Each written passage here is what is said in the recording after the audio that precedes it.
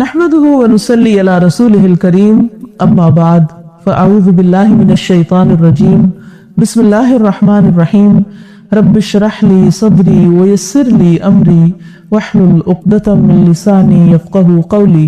अस्सलामु अलैकुम व रहमतुल्लाहि व बरकातुहू। हकीकत यह है कि अल्लाह सुब्हानहु व तआला ने हम इंसानों को अपनी इबादत के लिए पैदा किया है। कुरान मजीद में अल्लाह ताला फरमाते हैं वमा खलक़तुल जिन्ना वल इंसा इल्ला लियअबुदून, कि मैंने जिन्न और इंस को अपनी इबादत के लिए पैदा किया। अगरचे इंसान की सारी जिंदगी में जो काम भी अल्लाह की इताअत और फरमाबरदारी के मुताबिक हो वो इबादत कहलाता है, लेकिन खास तौर पर कुछ कामों को इबादत का दर्जा दिया गया है जिन्हें इस्लाम के बुनियादी अरकान भी कहा गया है, जिनमें सबसे पहला रुकन नमाज है। इसके अलावा रोजा, ज़कात, हज और सबसे पहले ऑफ कोर्स शहादतैन यानी अल्लाह सुब्हानहु व तआला पर ईमान और मोहम्मद रसूलुल्लाह सल्लल्लाहु अलैहि वसल्लम की रिसालत पर ईमान। सवाल ये पैदा होता है कि हम नमाज क्यों पढ़ें, अल्लाह के आगे क्यों झुके? अगर हम गौर करें तो हमारे पास जो कुछ भी है वो सब अल्लाह ताला का ही दिया हुआ है। हम सुबह से शाम तक जितनी भी नेमतें इस्तेमाल करते हैं वो रब ही की दी हुई है। खुद हमारा जिस्म, हमारी आंखें, कान, नाक, जबान, हाथ, पाँव, ये तमाम तर नेमतें अल्लाह ताला की अता करदा है।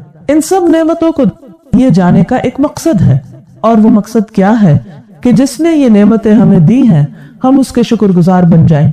और शुक्रगुजारी का बेहतरीन तरीका क्या है कि इंसान सिर्फ दिल में नहीं, सिर्फ जबान से नहीं, बल्कि अमली तौर पर अल्लाह ताला की फरमाबरदारी करे और उन तरीकों पर करे जिनको अल्लाह ताला ने हमारे लिए पसंद किया है। उन तरीकों में सबसे बेहतरीन तरीका नमाज का तरीका है। जब कोई बंदा अल्लाह ताला के साथ अपनी मोहब्बत का इजहार करना चाहता है, उसका शुक्र अदा करना चाहता है, उसका कुर्ब चाहता है, तो उसका रास्ता नमाज ही है। इंसान सबसे ज्यादा अल्लाह ताला के करीब सजदे की हालत में होता है। इसी तरह एक हदीस के मुताबिक अल्लाह ताला ने 5 नमाजें फर्ज की हैं। जो शख्स उनके लिए अच्छी तरह वुजू करे, उन्हें वक्त पर अदा करे और उनमें मुकम्मल सही रुकू करे और खुशू का एहतमाम करे, तो उस इंसान का अल्लाह पर जिम्मा है कि उसे माफ कर दे। और जो शख्स इन बातों को मलूज न रखे, उसका अल्लाह पर कोई जिम्मा नहीं, चाहे तो उसे माफ करे और चाहे तो उसे अजाब दे। इस हदीस से भी पता ये चलता है कि इंसान की बख्शिश का जरिया भी नमाज ही है। लिहाजा हमेशा, लेकिन खास तौर पर रमजान में नमाजों की पाबंदी का एहतमाम करना जरूरी है। फर्ज नमाजों के अलावा जो बेहतरीन नमाज अफजलुस सलात जिसे कहा गया है वो तहज्जुद की नमाज है, रात के पिछले पहर की नमाज। लेकिन रमजान अल मुबारक में इंसान अगर रात के पिछले पहर उठकर नवाफिल अदा न कर सके तो उसकी सहूलत के लिए इशा की नमाज के बाद तरावीह की सुन्नत बेहतरीन इबादत है। हदीस में आता है मन क़ाम रमदान ईमानन व इहतिसाबन गुफ़िर लहू मा तक़द्दम मिन ज़ंबिह। जो शख्स रमजान में ईमान और एहतिसाब यानी सवाब की नीयत से क़याम करता है, रात को खड़ा रहता है, अल्लाह के हुजूर तवील क़याम के साथ उसकी इबादत करता है, तो उसके पिछले तमाम गुनाह माफ कर दिए जाएंगे। तरावीह की नमाज नबी सल्लल्लाहु अलैहि वसल्लम के अमल से भी साबित है और आपने इसकी ताकीद भी की है। वैसे भी अल्लाह ताला के पसंदीदा बंदों की खुसूसियत क्या है? कुरान मजीद में आता है ततजाफा जुनूबुहुम अनिल मज़ाजि'i यदऊन रब्बहुम खौफन व तमअन व मिम्मा रज़क़नाहुम युनफिकून। सूरत अस-सजदा की आयत नंबर 16 में अल्लाह ताला फरमाते हैं कि उनके पहलू बिस्तरों से अलग रहते हैं, यानी सारी रात सोकर ही नहीं गुजारते, बल्कि वो रात को भी अपने रब की इबादत करते हैं। वो अपने रब को खौफ और उम्मीद की हालत में पुकारते हैं और उसमें से जो हमने उनको रिस्क दिया है वो खर्च करते हैं। इस आयत मुबारका से पता ये चलता है कि अल्लाह ताला के पसंदीदा बंदों की खूबी ये है कि वो दिन के अलावा रात के वक्त भी तन्हाई के औकात में अल्लाह ताला से सरगोशियां करते हैं, उसके सामने क़याम करते हैं, रुकू करते हैं, सजदे में राज़ो न्याज करते हैं। ऐसे लोग अल्लाह ताला के महबूब बंदे होते हैं, अल्लाह के मुकर्रब बंदे होते हैं। और उस शख्स की शान का क्या कहना जो अल्लाह रब्बुल इज्जत के करीब हो, जो कि पूरी कायनात का बादशाह है। फिर इसी तरह एक और आयत से भी पता चलता है, सूरत अज़्ज़ारियात में अल्लाह ताला फरमाते हैं कि अल्लाह के नेक बंदे कौन हैं, मुत्तकी कौन हैं, کانوا قلیلا من اللیل ما یہجعون وبالاسحار ہم یستغفرون، وہ رات کو کم سوتے ہیں اور سحری کے وقت استغفار کرتے ہیں۔ عموماً رات کے پچھلے پہر میں فجر سے پہلے قیام کے لیے اٹھنا ایک مشکل عمل ہے، لیکن جس کے لیے اللہ تعالیٰ آسان کر دے اس کے لیے کچھ مشکل بھی نہیں۔ لیکن رمضان میں تو سحری کے لیے انسان اٹھتا ہی ہے، کیونکہ سحری کھانے والوں پر فرشتے رحمت کی دعائیں بھیجتے ہیں، ان کے لیے خاص دعائیں کرتے ہیں، اور اسی طرح اللہ تعالیٰ کی رحمت نازل ہوتی ہے۔ تو جو لوگ اللہ کے محبوب ہوتے ہیں وہ صرف کھانے پینے کے ہی شوقین نہیں ہوتے، صرف کھانا کھانے والی عبادت ہی نہیں کرتے، بلکہ اس کے ساتھ ساتھ شوق اور ذوق کے ساتھ اللہ کے آگے جھکتے بھی ہیں۔ اس لیے ہم سب کے لیے ضروری ہے کہ ہم رمضان کی راتوں میں اس عبادت سے فائدہ اٹھائیں، رات کے اول حصے میں کچھ نوافل ادا کریں اور کچھ آخری حصے میں، اور خصوصی طور پر وبالاسحار ہم یستغفرون، سحری کے وقت استغفار کریں، اللہ تعالیٰ سے اپنے گناہوں کی معافی مانگیں۔ اور ویسے تو نماز بھی انسان کے لیے گناہوں کی بخشش کا ذریعہ ہے، لہٰذا ہم سب کے لیے ضروری ہے کہ ہم اس کا خصوصی اہتمام کریں۔ عام طور پر ذہنوں میں یہ سوال پیدا ہوتا ہے کہ تہجد اور تراویح کیا دونوں ہی ضروری ہیں، یا صرف تراویح کفایت کر جائے گی، یا صرف تہجد پڑھ لینا ہی کافی ہے؟ اس میں تو کوئی شک نہیں کہ رات کا آخری حصہ عبادت کے اعتبار سے سب سے افضل حصہ ہے۔ اس وقت میں جب انسان سحری کھاتا ہے تو وہ سحری بھی ایک مبارک کھانا بن جاتی ہے۔ نماز کی ادائیگی بھی، یعنی رات کو نیند لینے کے بعد اٹھ کر نماز ادا کرنا، جسے تہجد کہا جاتا ہے، وہ ایک بہترین عبادت ہے۔ نبی صلی اللہ علیہ وسلم نے اس کے بارے میں فرمایا، افضل الصلاۃ بعد الفریضۃ صلاۃ اللیل، فرض نماز کے بعد افضل ترین نماز رات کی نماز ہے۔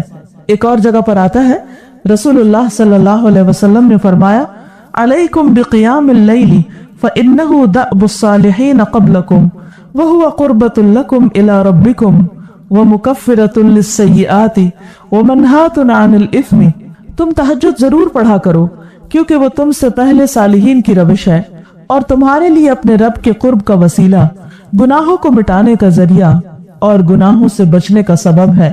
یعنی اس وقت میں انسان کا اپنے نفس کی خواہش یعنی نیند کو توڑ کر اٹھنا اور اللہ کے حضور کھڑے ہونا، یہ انسان کے اندر ایک قوت ارادی پیدا کرتا ہے، انسان کے ایمان کو مضبوط کرتا ہے، اور ایمان کی یہ مضبوطی انسان کو باقی زندگی میں بھی گناہوں کو چھوڑنے میں مدد دیتی ہے۔ تو بہرحال اگر رات کے آخری حصے میں انسان اٹھ کر نماز ادا کرتا ہے تو وہ تہجد کہلاتی ہے، اور اگر پہلے حصے میں ادا کرتا ہے تو وہ تراویح کہلاتی ہے، اور اوورآل رات کی نماز کو قیام اللیل کہا جاتا ہے۔ اور قیام کا لفظ اس لیے کہ اس میں سب سے زیادہ پسندیدہ چیز جو ہے وہ طویل قیام ہے، زیادہ دیر تک کھڑے ہو کر نماز پڑھنا، اور اس میں قرآن پاک پڑھنے یا سننے کا اہتمام کرنا۔ اس میں ہم دیکھتے ہیں کہ عام طور پر ہم خود قرآن پاک زیادہ یاد زبانی نہیں رکھتے، یعنی بہت سے لوگ حافظ نہیں ہوتے، انہیں قرآن مجید کا بہت سا حصہ یاد نہیں ہوتا۔ اس لیے سہولت کے لیے اگر انسان کسی مسجد میں یا کسی جگہ پر جمع ہو کر یہ نماز ادا کرے تو مکمل قرآن پاک سننے کی بھی سعادت حاصل ہو سکتی ہے، اور اگر سارا قرآن مجید نہ بھی سن سکے تو اس میں جتنا بھی اللہ تعالیٰ توفیق دے ضرور فائدہ اٹھانا چاہیے، کیونکہ اگر انسان اکیلے میں یہ نماز پڑھے گا تو بعض اوقات سستی ہو جاتی ہے، زیادہ دیر قیام نہیں کر سکتا، تھکاوٹ ہو جاتی ہے، غفلت ہو جاتی ہے، اور انسان رمضان کی راتوں کے اس ثواب سے محروم رہ جاتا ہے۔ جہاں دن کی عبادت روزہ سب سے افضل عبادت ہے، وہاں رمضان میں راتوں میں قیام کی حالت میں قرآن کا سننا، اللہ تعالیٰ کے حضور رکوع اور سجدے کرنا افضل ترین عبادت ہے۔ اس سے انسان کے اندر تقویٰ کی ایک خاص کیفیت بھی پیدا ہوتی ہے۔ اگر قرآن پاک کے معنی انسان جانتا ہو تو قرآن مجید سنتے وقت انسان پر ایک عجب کیفیت ہوتی ہے، کیونکہ یوں لگتا ہے جیسے براہ راست اللہ تعالیٰ سے ہم کلام ہے، اور اللہ تعالیٰ انسان کو براہ راست ایسی ہدایات دے رہے ہیں کہ جس میں انسانی زندگی کے بہت سے مسائل، بہت سی مشکلات اور بہت سی الجھنوں کا جواب بھی ہوتا ہے۔ عموماً ہم عام دنوں میں قرآن مجید کا تھوڑا حصہ پڑھتے ہیں، مرد حضرات جب نماز جماعت سے بھی پڑھتے ہیں تو عموماً چند آیات کی تلاوت کی جاتی ہے، لیکن رمضان میں ہر روز رات کو مسلسل 30 راتوں میں جب ہر روز ایک سپارہ پڑھا جاتا ہے، یا اس سے کم و بیش زیادہ یا کم، اور پورا قرآن پاک ایک مہینے کے اندر جب مکمل کیا جاتا ہے تو اس کا یوں ہی اثر ہوتا ہے جیسے ایک موسلادھار بارش کے بعد ہر چیز صاف ہو جاتی ہے. انسان کا دل، دماغ، روح، حتیٰ کہ جسم، یہ تمام چیزیں اس قرات سے متاثر ہوتی ہیں، خواہ انسان یہ قرات خود کرے یا کسی کے پیچھے سنے. ویسے بھی قرآن مجید شفا ہے. قرآن پاک میں آتا ہے وَنُنَزِّلُ مِنَ الْقُرْآنِ مَا هُوَ شِفَاءٌ وَرَحْمَةٌ لِّلْمُؤْمِنِينَ کہ ہم قرآن مجید میں وہ چیز اتارتے ہیں کہ جو مومنوں کے لیے شفا اور رحمت ہے. قرآن مجید صرف روح کی بیماریوں کا ہی علاج نہیں، صرف ذہنی الجھنوں کا ہی علاج نہیں، بلکہ جسمانی طور پر بھی انسان کے لیے شفا کا ذریعہ ہے. اور خصوصاً جب انسان اللہ کے حضور کھڑے ہو کر پوری کنسنٹریشن کے ساتھ ہاتھ باندھ کر اپنے سینے پر اور پوری یکسوئی کے ساتھ اللہ کا کلام سنتا ہے اور پھر بہت سے لوگوں کے درمیان میں کھڑا ہو کر سنتا ہے، اس کی اپنی ہی ایک برکت ہے. کیونکہ تنہائی کی عبادت اپنی جگہ بہت اچھی ہے، لیکن اجتماعی عبادت کے اپنے فائدے ہیں، کیونکہ انسان ایک دوسرے کی کیفیات سے بھی متاثر ہو رہا ہوتا ہے. اگر نماز میں آپ جماعت میں کھڑے ہیں اور آپ کے ساتھ کے شخص کے اوپر ایک خشوع و خضوع طاری ہے تو یقیناً اس کا اثر آپ تک بھی پہنچے گا. اسی طرح اگر نماز میں کوئی شخص اللہ تعالیٰ کے خوف سے رو رہا ہے یا قرآن مجید سنتے ہوئے اس کے دل پر ایک عجب اثر ہوا ہے تو وہ اثرات آپ تک بھی ٹرانسفر ہو سکتے ہیں اور اس طرح آپ کی نماز مزید اچھی ہو سکتی. رات کی نماز انسان کے لیے نفس کی تربیت کا ایک بہت بڑا ذریعہ ہے. عام طور پر یہ دیکھنے میں آیا ہے کہ سال بھر زندگی کی مختلف مصروفیات کی وجہ سے انسان رات کی نماز کی طرف توجہ نہیں دے پاتا، یعنی نوافل کی طرف. لیکن رمضان میں اللہ سبحانہ تعالیٰ کی خاص رحمت ہے کہ اس نے ہمیں یہ موقع عطا کیا، لہٰذا ہم سب کے لیے ضروری ہے کہ ہم اس کا اہتمام کریں. اور یہ وقت نہ صرف یہ کہ ہمارے نفس کی تربیت کا ایک بہت بڑا ذریعہ ہے، بلکہ اس کے علاوہ دعاؤں کی قبولیت کا بھی وقت ہے. کیونکہ انسان جب اللہ سبحانہ تعالیٰ کی عبادت کرتا ہے، اس کے حضور جھکتا ہے، تو اس کے بعد اللہ سبحانہ تعالیٰ کے آگے جب ہاتھ پھیلاتا ہے تو اللہ تعالیٰ اس کے ہاتھوں کو خالی نہیں لوٹاتے. اس لیے ان مواقع سے خوب فائدہ اٹھانا چاہیے اور جتنی بھی رحمتیں اور برکتیں اور اللہ سبحانہ تعالیٰ کی نوازشیں ہم سمیٹ سکیں انہیں سمیٹنے کی کوشش کرنی چاہیے. ایسا نہ ہو کہ تھوڑی سی سستی ہمیں ان خیر و برکت اور بھلائی کے کاموں سے محروم کر دے.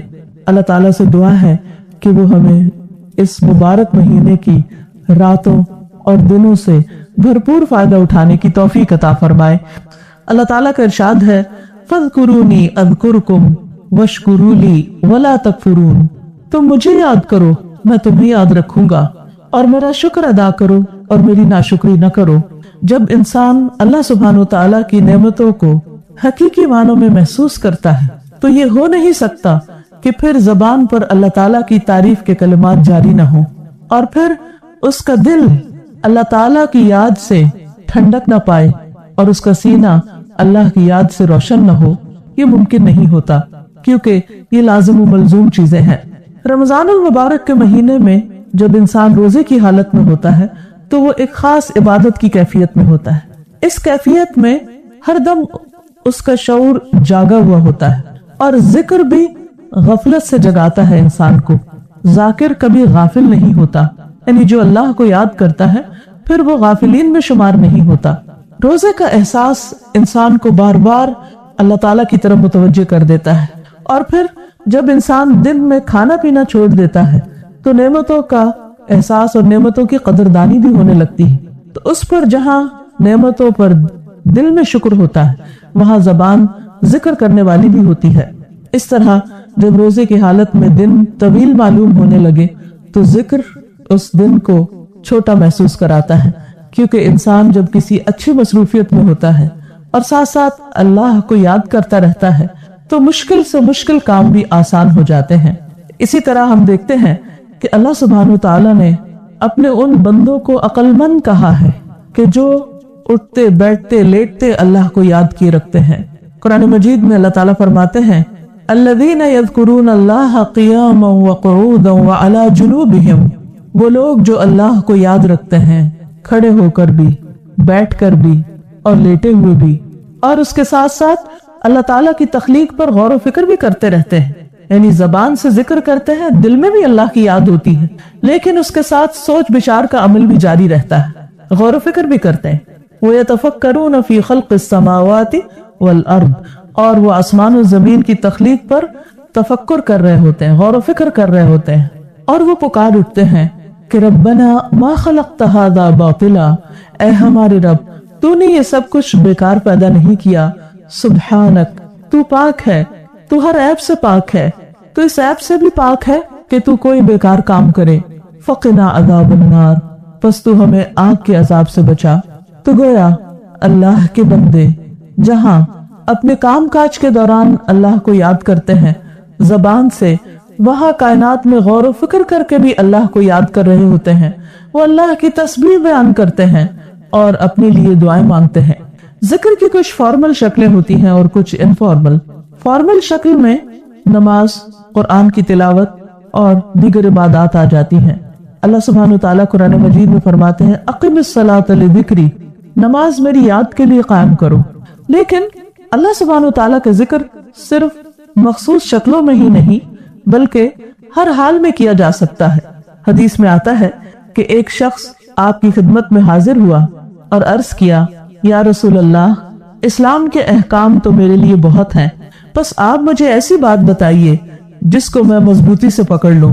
آپ صلی اللہ علیہ وسلم نے فرمایا کہ تمہاری زبان ہمیشہ اللہ کے ذکر سے تر رہے، یعنی انسان کا دل جاگتا رہے، انسان کی زبان بھی اپنے کام میں مشغول رہے اور ایک بہترین کام میں۔ اس سے انسان کے اندر ایک فریشنس بھی آتی، ایک زندگی کا احساس ہوتا ہے۔ ہم سب یہ چاہتے ہیں کہ ہم ہمیشہ ایکٹیو نظر آئیں اور فریش نظر آئیں، تو ذکر انسان کو ظاہری طور پر بھی ایک فریشنس دیتا ہے اور دل کا اطمینان بھی دیتا ہے، کیونکہ چہرہ انسان کے دل کا آئینہ ہوتا ہے۔ قرآن مجید میں اللہ تعالیٰ فرماتے ہیں الا بذکر اللہ تطمئن القلوب، خبردار اللہ کے ذکر سے دلوں کو اطمینان ہوتا ہے۔ جب دل اطمینان میں ہوگا، زبان پر اللہ کا ذکر ہوگا، تو چہرہ بھی پرسکون ہوگا اور باقی کام بھی زیادہ بہتر طور پر انجام پائیں گے، ہمارے وقت میں بھی برکت ہوگی۔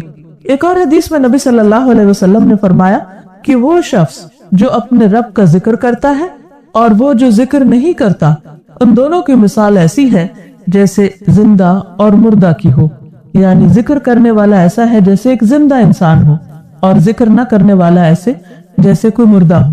گویا ذکر ہمارے عمل کی ایک روح کی طرح ہے، جس جسم میں روح نہ ہو وہ جسم مردہ ہوتا ہے۔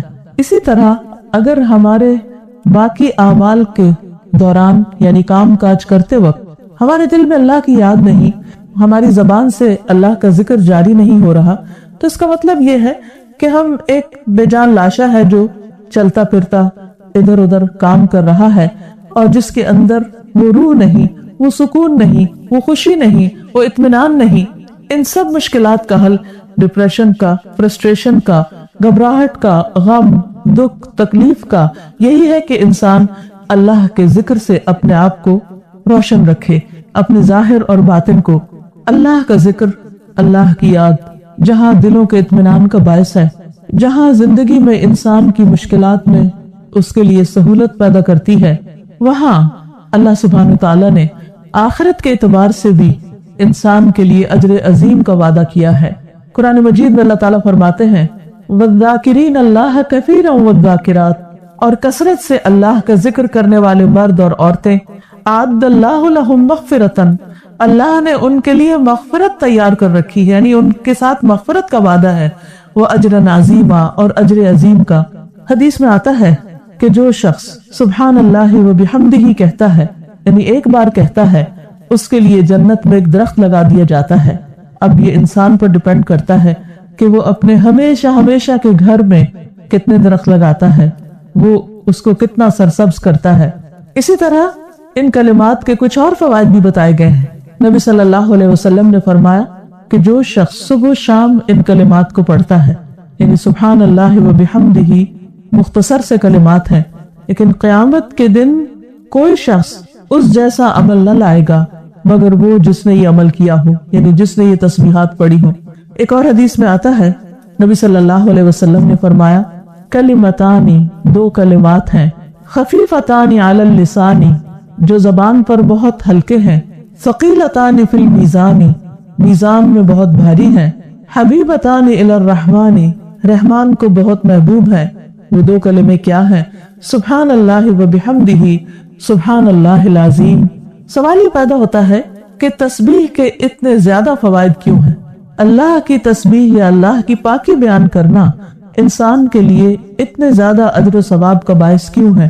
اگر ہم ان کلمات پر غور کریں، اور ویسے بھی ہمیں جو بھی ہم ذکر کریں ان پر غور کرنا چاہیے، ان کلمات پر، ان الفاظ پر جو ہم اپنے منہ سے نکالتے ہیں، لیکن خاص طور پر اگر ہم ان الفاظ کا معنی دیکھیں کہ سبحان اللہ، پاک ہے اللہ، یہ کس طرح انسان کو اطمینان دیتا ہے، کس طرح سکون دیتا ہے۔ مثلا چھوٹے سے چھوٹے کام اور بڑے سے بڑے کام میں بعض اوقات ناگوار اور ناپسندیدہ صورتحال پیش آ جاتی، اس وقت انسان اریٹیشن کا شکار ہوتا ہے، لیکن جو شخص تسبیح پڑھنے کا عادی ہو اور سوچ سمجھ کر پڑھ رہا ہو، اس کے دل کو فوراً اطمینان ہو جاتا ہے، وہ فوراً یہ سوچتا ہے کہ اللہ پاک ہے، اس وقت جو بھی سچویشن مجھے پیش آ رہی ہے اس میں اس کا اذن شامل ہے، اس کی ضرور کوئی حکمت ہے۔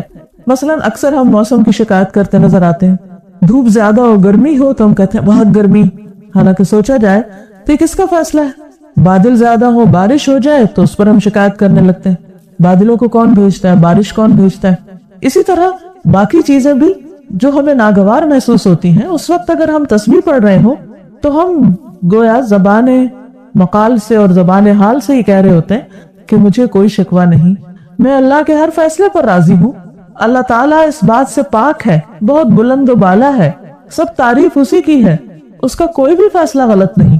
اور یہ چیز سوچ کر ہی اور یہ احساس ہی انسان کی تکلیف کو، اس کے غم کو، اس کی پریشانی کو اطمینان میں بدل دیتا ہے۔ اسی لیے نبی صلی اللہ علیہ وسلم پر جب مخالفین نے طرح طرح کے الزامات لگائے تو اس کے جواب میں آپ کو تسبیح سکھائی گئی، کیونکہ تسبیح کرنا انسان کے دل کو خوشی سے بھر دیتا ہے۔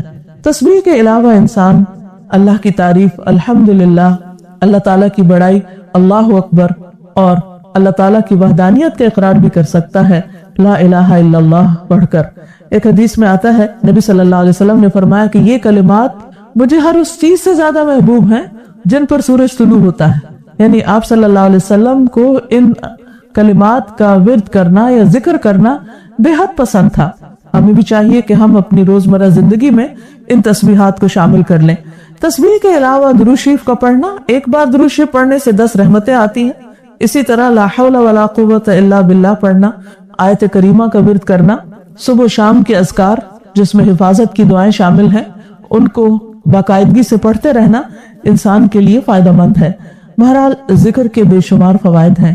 اللہ تعالیٰ سے دعا ہے کہ وہ ہمیں ذاکرین اور شاکرین میں شامل کر لے اور ہم پر اپنے وہ وعدے تمام کر دے، وہ انعامات پورے کر دے کہ جن کا وعدہ اس نے اپنے ایسے بندوں کے ساتھ کیا ہے۔ حقیقت یہ ہے کہ جس دل میں اللہ کی یاد ہو اور جس زبان پر اللہ کا ذکر ہو اور جو کائنات میں غور و فکر کرنے والا انسان ہو، وہ اپنے آس پاس سے غافل نہیں رہ سکتا۔ وہ لازماً اللہ کی مخلوق اور اللہ کی کریشن کے بارے میں ایک مثبت سوچ رکھتا ہے۔ جو ذکر کرنے والا ہے وہ بندوں کی خدمت کرنے والا بھی ہوگا، اور جو اللہ کی خاطر بندوں کی خدمت کرے وہی دراصل اللہ کا محبوب ہوتا ہے۔ رمضان کو شہر المواسات بھی کہا گیا ہے، جس کا معنی یہ ہے کہ ایک دوسرے کی ہمدردی اور غمخواری کرنے کا مہینہ۔ ہمارے دین کا حسن یہ ہے کہ اس میں اللہ کی عبادت یا حقوق اللہ اور حقوق العباد، ان دونوں کو الگ الگ نہیں کیا گیا، بلکہ یہ ہینڈ ان ہینڈ چلتے ہیں۔ اللہ تعالیٰ کی عبادت کس لیے؟ تاکہ ہمارے اندر ایک قوت پیدا ہو کہ ہم بندوں کی خدمت کر سکیں، اور بندوں کی خدمت کس لیے؟ تاکہ ہم اللہ تعالیٰ کی محبت حاصل کر سکیں، اللہ کو راضی کر سکیں۔ بندوں کی خدمت اس لیے نہیں کہ ہم بندوں پر احسان جتائیں یا ان سے کسی مفاد اور فائدے کی توقع رکھیں۔ اللہ تعالیٰ نے دنیا میں انسانوں کو مختلف درجات میں پیدا کیا ہے، کوئی امیر ہے، کوئی غریب ہے، کوئی پڑھا لکھا ہے اور کوئی جاہل ہے، کسی کے پاس زیادہ نعمتیں ہیں اور کوئی پریشانیوں میں گھرا ہوا ہے، اور یہ دونوں ہی چیزیں بندوں کے لیے آزمائش ہے۔ جس کے پاس نہیں وہ بھی ایک امتحان میں ہے، لیکن جس کے پاس ہے وہ اس سے بھی بڑے امتحان میں ہے، کیونکہ اس پر لازم آتا ہے کہ وہ ایسے بندوں کی خاطرداری کرے، ان کی ہمدردی کرے، ان کی غمخواری کرے کہ جو کسی مشکل یا مصیبت کا شکار ہے۔ بندہ مومن کسی کی تنگی، محرومی परेशानी, दुख और भूख देखकर बेनियाज नहीं हो सकता, बेफिक्र नहीं हो सकता, बेगम नहीं हो सकता। वो एक हसास दिल का मालिक होता है। वो जब किसी को तकलीफ में देखता है तो वो उसको महसूस करते हुए उसकी मदद के लिए आगे बढ़ता है। और ये सब कुछ वो क्यों करता है? अपने रब की रजा की खातिर, किसी पर एहसान जताते हुए नहीं।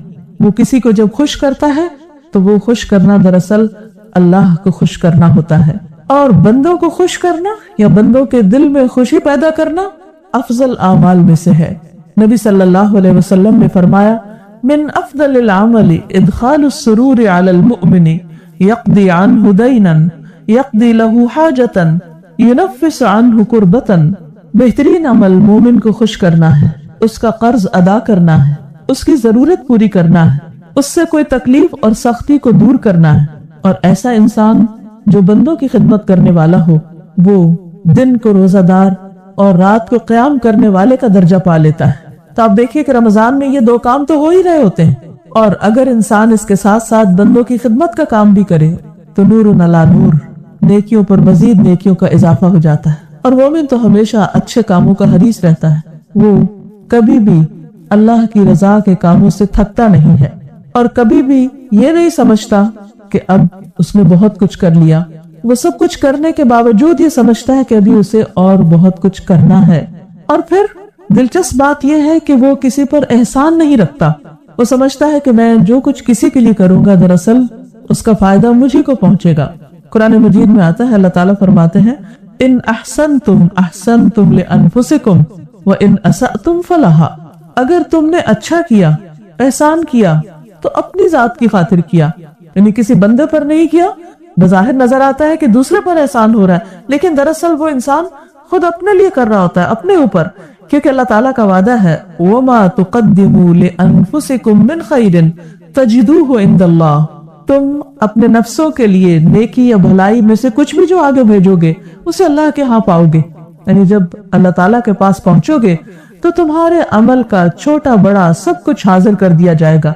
उस वक्त इंसान अपनी किताब अमल को देखेगा तो पुकार उठेगा, कहेगा, माले हादल किताब ला युगादिरु सगीरतन वला कबीरतन इल्ला अहसाहा। इस किताब को क्या हो गया, यानी मेरे नामा अमाल को क्या है, इसने ना कोई छोटी बात छोड़ी और ना कोई बड़ी छोड़ी। एक एक चीज को गिन के रखा, सब कुछ गिन गिन के लिख लिया, हर चीज का रिकॉर्ड वहां मौजूद है। इसलिए अगर इंसान एक जर्रे के बराबर भी नेकी करता है तो उसको भी पालेगा। वमन यअमल मिस्काल ज़र्रतिन खैरन यरह वमन यअमल मिस्काल ज़र्रतिन शर्रन यरह।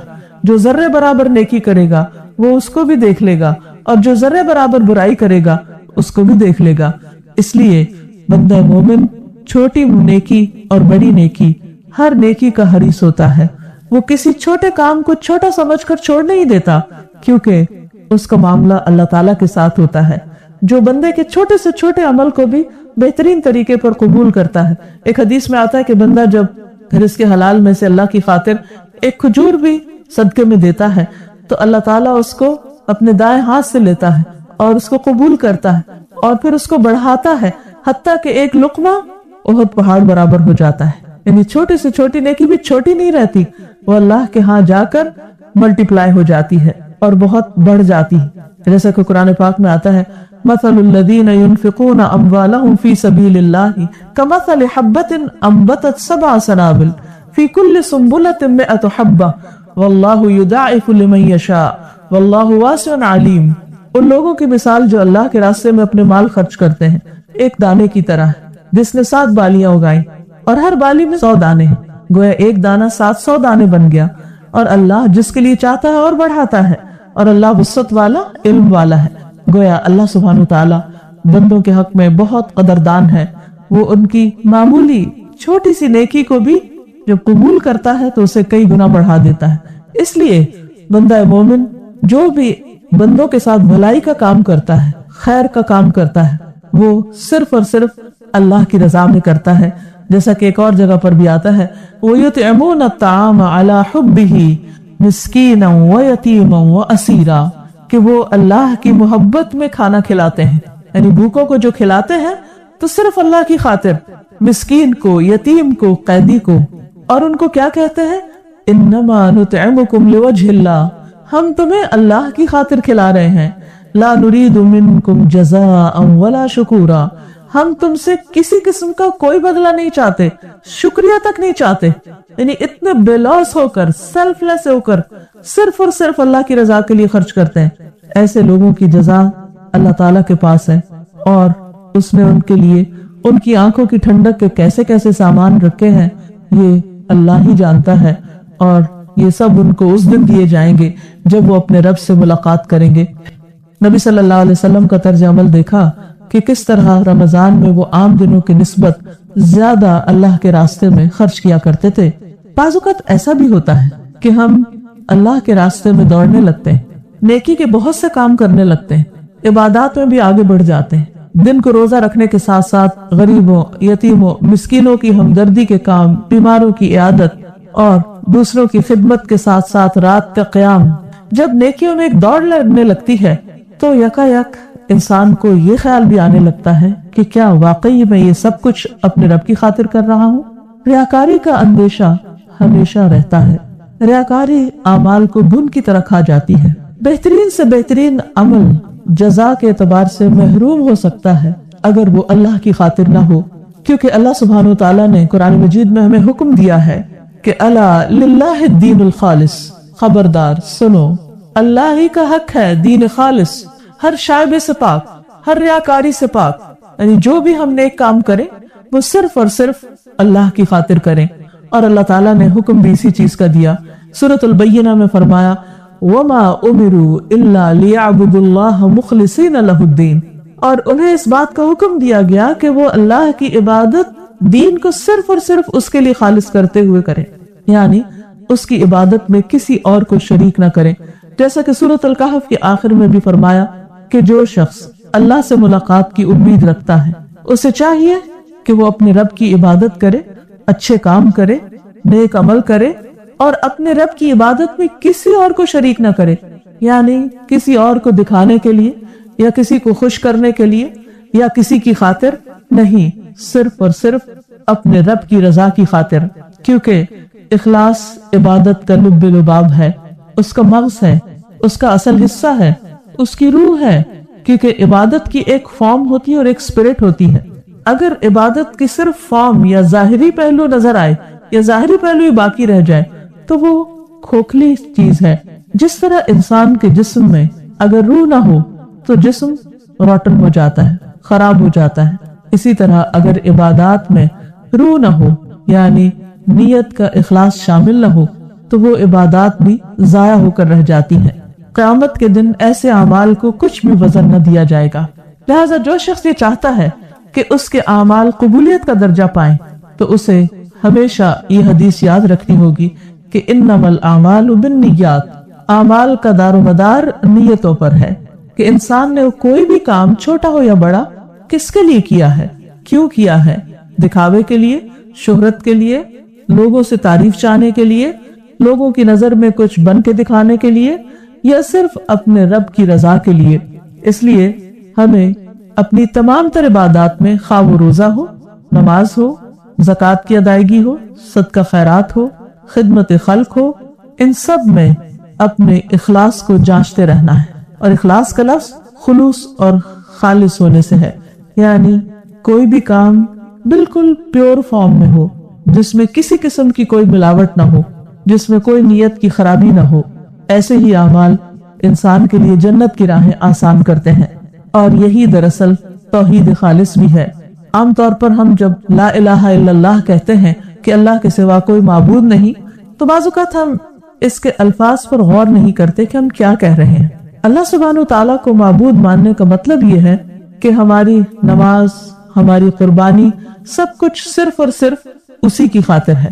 جیسا کہ قرآن مجید میں نبی صلی اللہ علیہ وسلم کو حکم دیا گیا قل ان صلاتی ونسکی ومحیایا ومماتی للہ رب العالمین لا شریک لہ وبذالک امرت وانا اول المسلمین.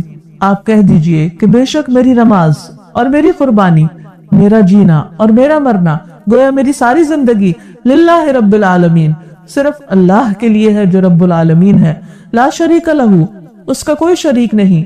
وَبِذَلِكَ أُمِرْتُ، اور مجھے اسی بات کا حکم دیا گیا، یعنی نبی صلی اللہ علیہ وسلم کو بھی اس بات کا خاص طور پر حکم دیا گیا کہ ساری کی ساری عبادتیں، چاہے بدنی ہو یا مالی ہو یا زندگی کے کوئی بھی کام ہو، وہ صرف اور صرف اللہ کی خوشی کے لیے کیے جائیں۔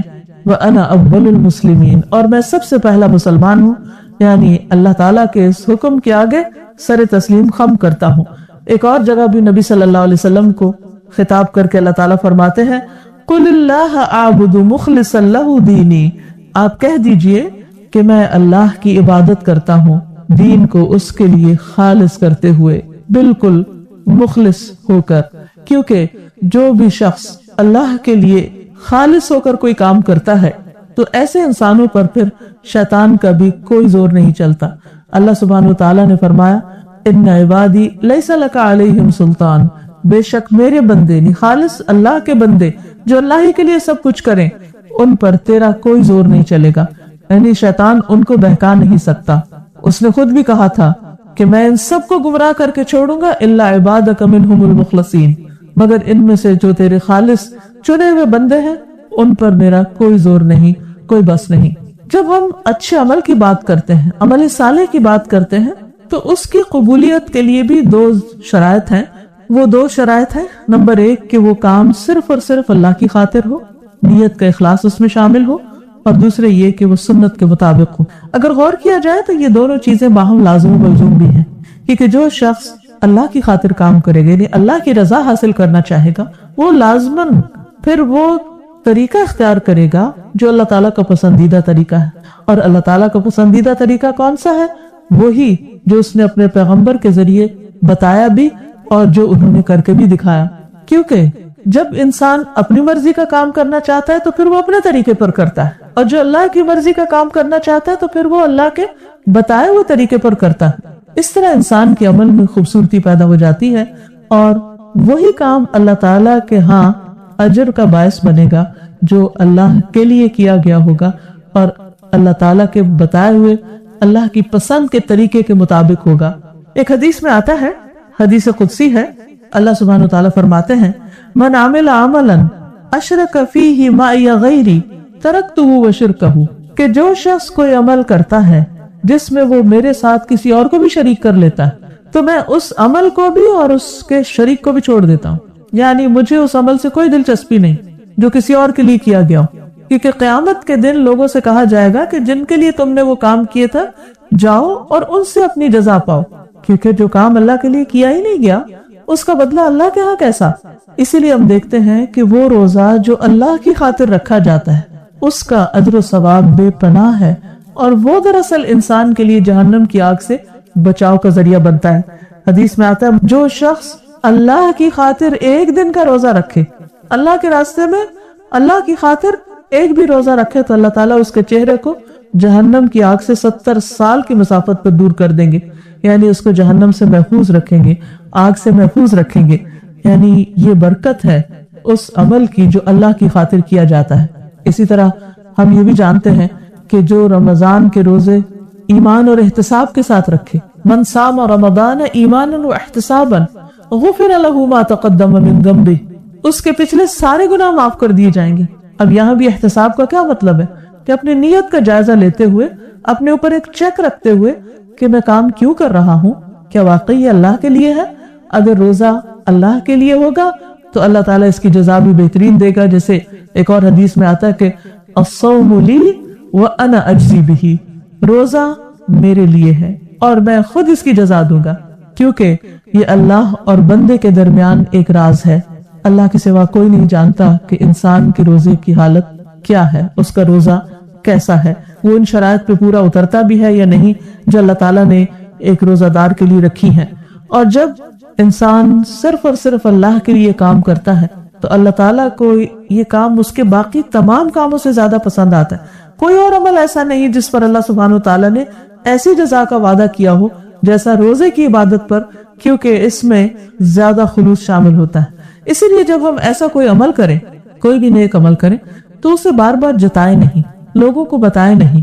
روزے کی حالت میں بھی اگر تھکاوٹ ہو جائے یا نیند آنے لگے یا بھوک ستانے لگے تو اس کا بھی بار بار شکوہ نہیں کرنا چاہیے، اور خصوصاً نفلی روزوں میں کسی سے ذکر نہیں کرنا چاہیے الا یہ کہ کسی کو معلوم ہو جائے کہ ہم روزے سے ہیں، کیونکہ نماز ہو یا روزہ ہو یا تہجد ہو، قیام اللیل ہو، یہ وہ چیزیں ہیں جو ہمیں اللہ کے لیے کرنی ہیں، بندوں کے سامنے نیک کہلانے کے لیے، بہت عبادت گزار پرہیزگار بن کے دکھانے کے لیے نہیں ہے، کیونکہ ہمیں ان کا صلہ بندے نہیں دے سکتے اور نہ بندوں سے چاہیے۔ اس کا صلہ اور اس کی قدردانی صرف اللہ رب العزت ہی کر سکتا ہے۔ اس لیے ہمیں جتنی بھی عبادات ہیں ان سب کو صرف اللہ کے لیے خالص کرنا ہے، کیونکہ ملاوٹ والی چیز تو بندے بھی پسند نہیں کرتے، اللہ تعالیٰ کہاں سے پسند کریں گے۔ اور اگر انسان تھکے بھی، محنت بھی کرے اور اینڈ آف دا ڈے اس کے ہاتھ میں کچھ بھی نہ ہو، وَجَعَلْنَاهُ هَبَاءً مَنْثُورًا، اللہ تعالیٰ ایسے اعمال کو خاک بنا کے اڑا دے تو پھر کیا باقی رہا؟ جیسا کہ ایک اور جگہ پر آتا ہے عاملۃ ناصبہ، کچھ چہرے جو کام کرنے والے ہیں مگر تھکے ہوئے ہیں، یعنی دنیا میں اتنی محنت کی، اتنی عبادت کی، اتنی ریاضت کی، لیکن آخرت میں اس کا کوئی بھی صلہ نہیں۔ وہ عبادت کی تھکاوٹ تو موجود ہے، کوئی رونق نہیں، کوئی نور نہیں، کوئی چمک نہیں، کیونکہ وہ عبادت اللہ کی خاطر نہ تھی، وہ بندوں کو دکھانے کے لیے تھی۔ تو اللہ سبحانہ وتعالیٰ قیامت کے دن ایسے لوگوں کی تمام مخلوق کے سامنے رسوائی کرے گا کہ جنہوں نے اللہ کو دھوکہ دینے کی کوشش کی، کہ کام کسی اور کے لیے کیا اور نام اللہ کا لگا دیا۔ کیا اللہ سبحانہ وتعالیٰ نہ جانے گا؟ وہ تو سینوں کے بھید بھی جانتا ہے، وہ تو ہمارے دل کی باتوں کو جانتا ہے۔ اللہ تعالیٰ فرماتے ہیں وَنَعْلَمُ مَا تُوَسْوِسُ بِهِ نَفْسُهُ، انسان کے دل میں جو خیالات آتے ہیں اللہ تعالیٰ اس سے ہم سے بھی پہلے واقف ہو جاتا ہے۔ اس لیے بہت ضروری ہے کہ ہم رمضان میں نیکیوں کی اس دوڑ میں اپنی نیت کا گاہے بگاہے جائزہ لیتے رہیں اور اپنے اعمال کو اللہ تعالیٰ کے لیے خالص کریں اور اس کے لیے دعا بھی کریں۔ یہاں ایک سوال یہ بھی پیدا ہوتا ہے کہ ہمیں کیسے پتہ چلے کہ ہمارا عمل اللہ کے لیے خالص ہے یا نہیں؟ تو اس کی کچھ علامات ہوتی ہیں۔ جب عمل اللہ تعالیٰ کے لیے کیا جاتا ہے تو نمبر 1، جیسے پہلے بھی ذکر ہوا، وہ سنت کے مطابق ہوتا ہے۔ انسان بھرپور کوشش کرتا ہے کہ صحیح طریقے پر وہ کام کروں تاکہ وہ اللہ تعالیٰ کو پسند آ جائے۔ دوسری چیز یہ ہے کہ پھر اللہ تعالیٰ اس پر استقامت کی توفیق دیتا ہے۔ کسی بھی نیک کام میں بہت سی رکاوٹیں آتی ہیں، بہت سے ہرڈلز ہوتے ہیں اور انسان تھک ہار کے بیٹھ جاتا ہے کہ میں اس کو نہیں کر سکتا کیونکہ یہ اتنا آسان نہیں ہے۔ ظاہر ہے کہ جنت تو بہت مہنگا سودا ہے، آسان نہیں ہے جنت کا پانا، اور انسان کا امتحان بھی ہوتا ہے، یہ دیکھا جاتا ہے کہ واقعی وہ اپنی بات میں سچا ہے یا نہیں۔ تو اس لیے جب رکاوٹ آتی ہے تو جو مخلص شخص ہوتا ہے وہ اپنے ارادے سے باز نہیں آتا، اس کے سر سے طوفان گزر جاتے ہیں اور وہ اپنی جگہ پر جمع کھڑا رہتا ہے تاکہ وہ اللہ کو راضی کرے۔ اور ویسے بھی ہم جانتے ہیں کہ رمضان کا چاند دیکھ کر ہم نے جو دعا کی اس میں توفیق مانگی تھی کہ اللہ وہ کام کروا ہم سے کہ جن سے تو راضی ہو جائے اور جن سے تو محبت رکھتا ہے۔ تو ایسا شخص جو اللہ کی رضا میں کام کرتا ہے پھر وہ ہر حال میں کام کرتا ہے۔ اسی طرح اللہ کی خاطر کام کرنے والا کام کی مشکلات میں شکوے شکایات نہیں کرتا، وہ روزہ رکھ کے اس بات کا ورد نہیں کرتا رہتا کہ مجھے بہت بھوک لگی ہے، مجھے بہت پیاس لگی ہے۔ اسے شرم آتی ہے کہ اللہ تعالیٰ نے جو عبادت اس پر فرض کی ہے اس میں آنے والی مشکل کا شکوہ وہ لوگوں سے کرتا رہے۔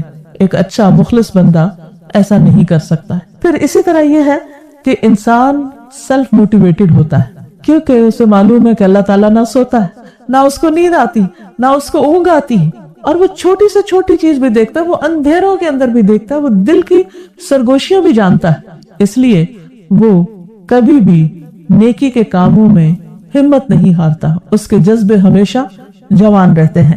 پھر یہ کہ اس کے کاموں میں خوبصورتی بھی آتی، اتقان ہوتا ہے، کیونکہ وہ اللہ کے لیے کر رہا ہوتا ہے۔ پھر وہ کوشش کرتا ہے کہ اپنی عبادت میں زیادہ سے زیادہ اللہ کی طرف توجہ رکھے، خشوع و خضوع بھی آتا ہے۔ تو یہ وہ نشانیاں ہیں جن سے یہ پتہ چلتا ہے کہ انسان کوئی کام کس کے لیے کر رہا ہے، اللہ کے لیے یا بندوں کے لیے۔ اللہ تعالیٰ سے دعا ہے کہ وہ ہمارے ہر کام کو صرف اور صرف اپنے لیے خالص کر لے۔ اتقان ہوتا ہے کیونکہ وہ اللہ کے لیے کر رہا ہوتا ہے۔ پھر وہ کوشش کرتا ہے کہ اپنی عبادت میں زیادہ سے زیادہ اللہ کی طرف توجہ رکھے، خشوع و خضوع بھی آتا ہے۔ تو یہ وہ نشانیاں ہیں جن سے یہ پتہ چلتا ہے کہ انسان کوئی کام کس کے لیے کر رہا ہے، اللہ کے لیے یا بندوں کے لیے۔ اللہ تعالیٰ سے دعا ہے کہ وہ ہمارے ہر کام کو صرف اور صرف اپنے لیے خالص کر لے۔ وآخر دعوانا ان الحمد للہ رب العالمین۔ اتقان ہوتا ہے کیونکہ وہ اللہ کے لیے کر رہا ہوتا ہے، پھر وہ کوشش کرتا ہے کہ اپنی عبادت میں زیادہ سے زیادہ اللہ کی طرف توجہ رکھے، خشوع و خضوع بھی آتا ہے۔ تو یہ وہ نشانیاں ہیں جن سے یہ پتہ چلتا ہے کہ انسان کوئی کام کس کے لیے کر رہا ہے، اللہ کے لیے یا بندوں کے لیے۔ اللہ تعالیٰ سے دعا ہے کہ وہ ہمارے ہر کام کو صرف اور صرف اپنے لیے خالص کر لے۔ وآخر دعوانا ان الحمدللہ رب العالمین۔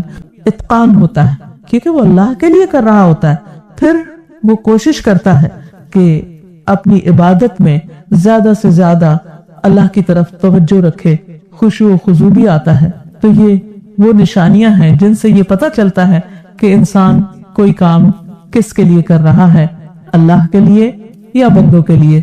اللہ تعالیٰ سے دعا ہے کہ وہ ہمارے ہر کام کو صرف اور صرف اپنے لیے خالص کر لے۔ وآخر دعوانا ان الحمدللہ رب العالمین۔ اتقان ہوتا ہے کیونکہ وہ اللہ کے لیے کر رہا ہوتا ہے، پھر وہ کوشش کرتا ہے کہ اپنی عبادت میں زیادہ سے زیادہ اللہ کی طرف توجہ رکھے، خشوع و خضوع بھی آتا ہے۔ تو یہ وہ نشانیاں ہیں جن سے یہ پتہ چلتا ہے کہ انسان کوئی کام کس کے لیے کر رہا ہے، اللہ کے لیے یا بندوں کے لیے۔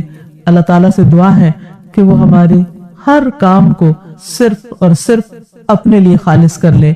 وآخر دعوانا ان الحمدللہ رب العالمین۔ اتقان ہوتا ہے کیونکہ وہ اللہ کے لیے کر رہا ہوتا ہے، پھر وہ کوشش کرتا ہے کہ اپنی عبادت میں زیادہ سے زیادہ اللہ کی طرف توجہ رکھے، خشوع و خضوع بھی آتا ہے۔ تو یہ وہ نشانیاں ہیں جن سے یہ پتہ چلتا ہے کہ انسان کوئی کام کس کے لیے کر رہا ہے، اللہ کے لیے یا بندوں کے لیے۔ اللہ تعالیٰ سے دعا ہے کہ وہ ہمارے ہر کام کو صرف اور صرف اپنے لیے خالص کر لے۔ وآخر دعوانا ان الحمدللہ رب العالمین۔ اتقان ہوتا ہے کیونکہ وہ اللہ کے لیے کر رہا ہوتا ہے، پھر وہ کوشش کرتا ہے کہ اپنی عبادت میں زیادہ سے زیادہ اللہ کی طرف توجہ رکھے، خشوع و خضوع بھی آتا ہے۔ تو یہ وہ نشانیاں ہیں جن سے یہ پتہ چلتا ہے کہ انسان کوئی کام کس کے لیے کر رہا ہے، اللہ کے لیے یا بندوں کے لیے۔ اللہ تعالیٰ سے دعا ہے کہ وہ ہمارے ہر کام کو صرف اور صرف اپنے لیے خالص کر لے۔ وآخر دعوانا ان الحمدللہ رب العالمین۔ اتقان ہوتا ہے کیونکہ وہ اللہ کے لیے کر رہا ہوتا ہے، پھر وہ کوشش کرتا ہے کہ اپنی عبادت میں زیادہ سے زیادہ اللہ کی طرف توجہ رکھے، خشوع و خضوع بھی آتا ہے۔ تو یہ وہ نشانیاں ہیں جن سے یہ پتہ چلتا ہے کہ انسان کوئی کام کس کے لیے کر رہا ہے، اللہ کے لیے یا بندوں کے لیے۔ اللہ تعالیٰ سے دعا ہے کہ وہ ہمارے ہر کام کو صرف اور صرف اپنے لیے خالص کر لے۔ وآخر دعوانا ان الحمدللہ رب العالمین۔ اتقان ہوتا ہے کیونکہ وہ اللہ کے لیے کر رہا ہوتا ہے، پھر وہ کوشش کرتا ہے کہ اپنی عبادت میں زیادہ سے زیادہ اللہ کی طرف توجہ رکھے، خشوع و خضوع بھی آتا ہے۔ تو یہ وہ نشانیاں ہیں جن سے یہ پتہ چلتا ہے کہ انسان کوئی کام کس کے لیے کر رہا ہے، اللہ کے لیے یا بندوں کے لیے۔ اللہ تعالیٰ سے دعا ہے کہ وہ ہمارے ہر کام کو صرف اور صرف اپنے لیے خالص کر لے۔ وآخر دعوانا ان الحمدللہ رب العالمین۔